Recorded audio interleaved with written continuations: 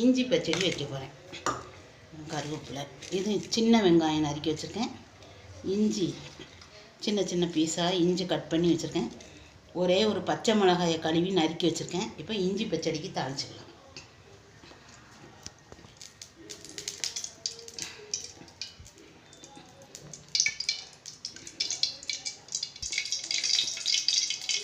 பூண்டு உரித்து வச்சுருக்கேன். இதில் போட்டால் நல்லதுன்னு. இஞ்சி பச்சடிக்கு கடுகு உளுந்தம் பருப்பு சேர்க்கலாம். கொஞ்சம் வெந்தயம் சேர்த்துக்கலாம்.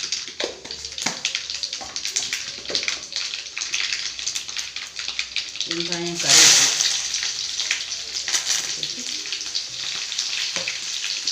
இந்த காயப்பொடி சேர்த்துக்கலாம்.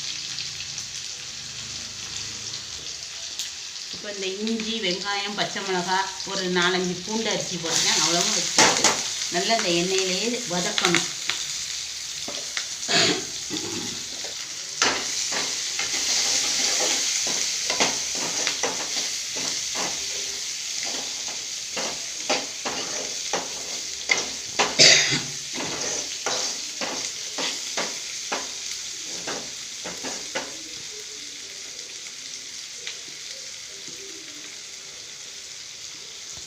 உப்பு சேர்த்துக்கலாம். வதக்கும் போதே நல்ல வாசனை கமன்னு வருது. சாப்பிட ரொம்ப டேஸ்ட்டாக இருக்கும். சாம்பாருக்கு, தயிர் சாதத்துக்கு எல்லாம் சாப்பிட ரொம்ப சூப்பராக இருக்கும்.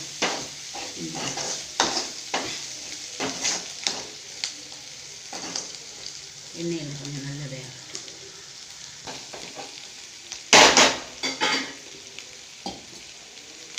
எண்ணெயிலே நல்லா வெந்துட்டு நல்லா அரை வேக்காடுக்கு மேலேயே வெந்துட்டு கொஞ்சம் மஞ்சள் தூள் சேர்த்துக்கலாம்.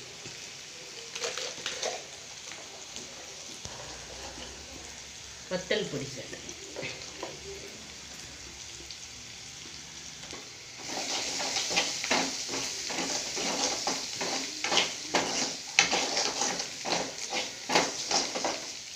நல்ல பக்குவமாக வச்சா ஒரு வாரத்துக்குனாலும் கெட்டு போகாமல் இருக்கும்.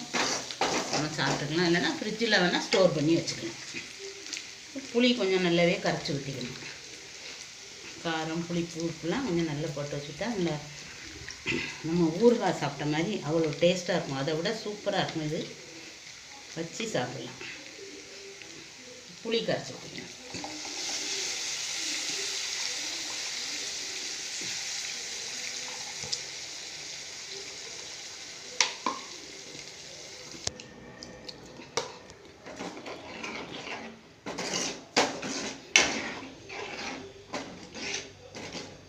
நல்லா கொதித்து நல்லா வேகட்டும்.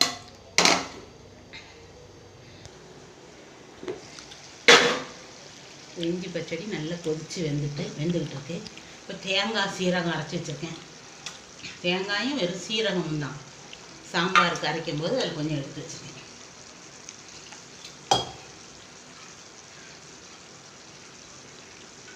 கொஞ்சம் லிமிட்டாக போட்டால் போதும்.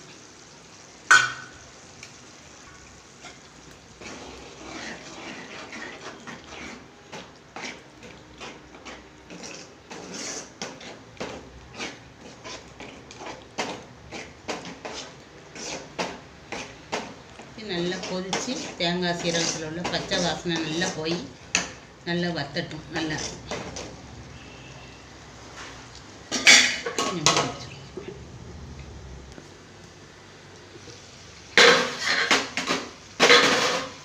நல்லா கொதித்து நல்லா வத்தி வந்துக்கிட்டு இருக்கு. நல்லா எண்ணெய் பிரிஞ்சு வருது. நம்ம ஒரு துண்டு வெல்லம் சேர்த்துக்கலாம். வெல்லம் பிடிக்கும்னா சேர்த்துக்கோங்க. வெல்லம் போட்டால் கொஞ்சம் சுவையாக இருக்கும். நல்லா டேஸ்ட் நல்லாயிருக்கும்.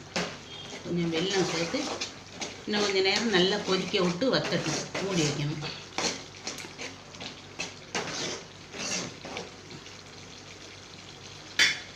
கொஞ்சம் நேரம் மூடி வச்சு நல்லா ஒரு 5 நிமிஷம் நல்லா வத்தி வேகட்டும்.